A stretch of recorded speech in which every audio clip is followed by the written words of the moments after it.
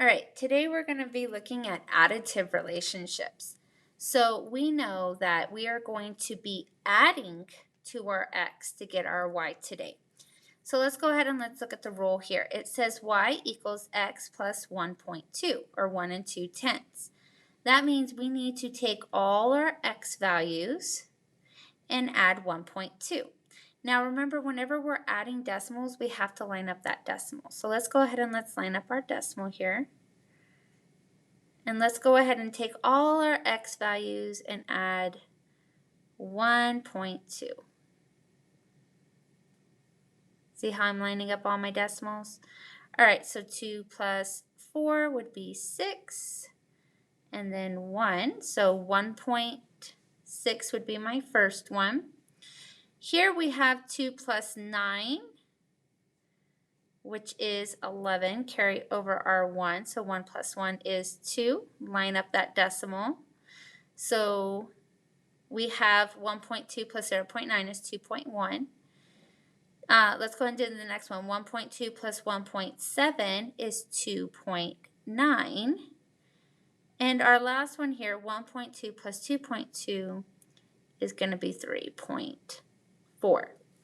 So all we did was take our x values and add 1.2 to each x value to get our total, which is y, which gave us our y values, okay? Okay, so let's work backwards now to figure out the rule, okay? This time they're going to give us the table and we need to find the rule. So let's go ahead and let's look at this here. We have 1 to 5, which we could say times 5, but remember we're working with additive relationships today. So let's try 1 plus 4 is 5, right? Let's see if it works all the way down. 3 plus 4 is 7, 4 plus 4 is 8, and 6 plus 4 is 10. So my rule here would be to take my x, add 4, and that's going to give me my total of y. Okay, so let's go ahead and let's graph our table here. Our first ordered pair would be 1 and then 5. See how 1 is x, 5 is y. Our second ordered pair would be 3, 7. Next would be 4, 8. And then last would be 6, 10. Okay, so let's go ahead and let's see. Here would be 0 and 1. So we would have go over 1 and up 5.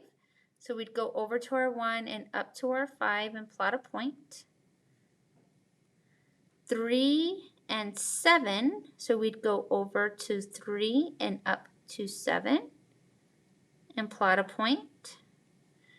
We'd go over to 4 and up to 8 and plot a point, and then over to 6 and up to 10 and plot a point. Now clearly we're missing dots in between, but if you notice, if you've done it correctly, your dots will still form that line. Okay, don't force it to form the line. You can tell that it will form that line. Okay, and that's how you know you've done it correctly. All right, let's look at a few more here. So we're going to look at a few tables. And remember, we're going to not check it once, but be sure we check it twice. So I'm going to start at the bottom here. Because looking at -2 to -7, some of us might get confused, right? So I'm going to go to the bottom here and see what's easiest. How do we get from 10 to 15? Now, even though you're saying, oh, well, this is adding today, and we subtract to get from 15 to 5. You're right. We subtract 5 to get from 15 to 10. Let's see. How do we get from 7 to 2? Okay, we subtract 5. 0 to -5, we subtract 5. So our rule would be to take x and add a -5 to get our total of y.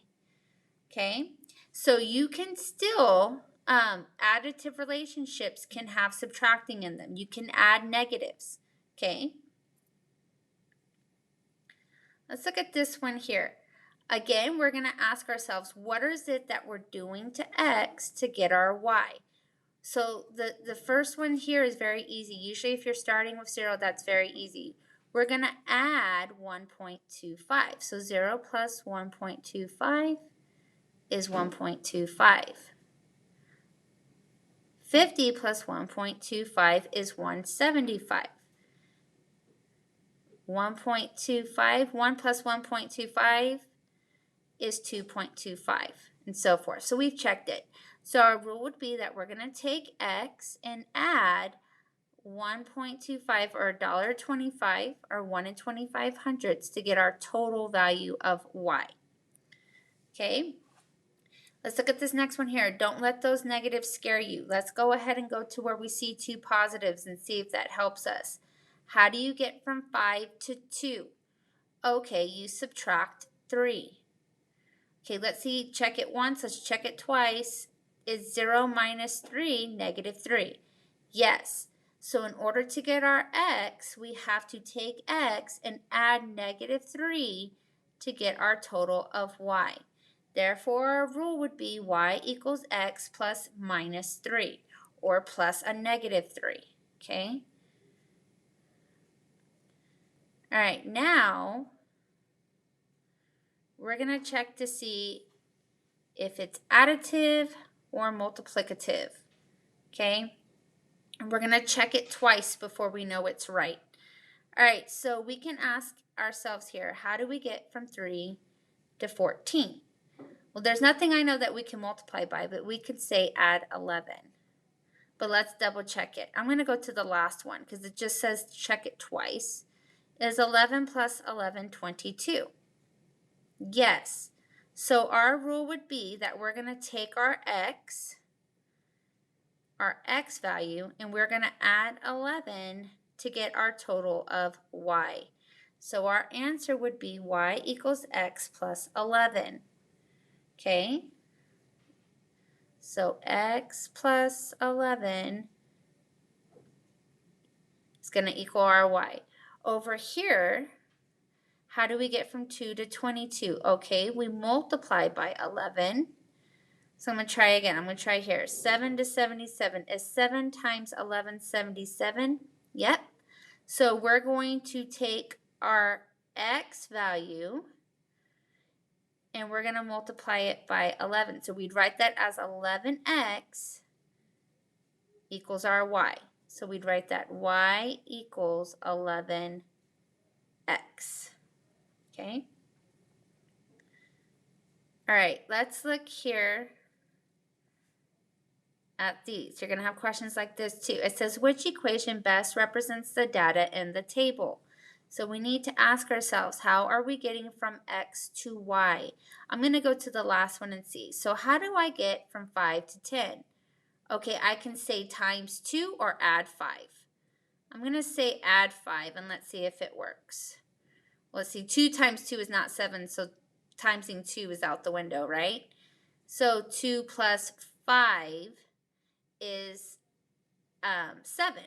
So you don't always have to check with the first one. Notice I started in the back. Sometimes that works best. So here, I want to find something where I'm adding 5. So I would simply choose B. Now here it says, which sets below represents the independent values in the table? Remember, dry, mix. So independent is with my x because that's where I get the mix. So that here would be our -6, -2, 2, and 5. So I would choose C then for my independent. Because remember, my independent are my x values.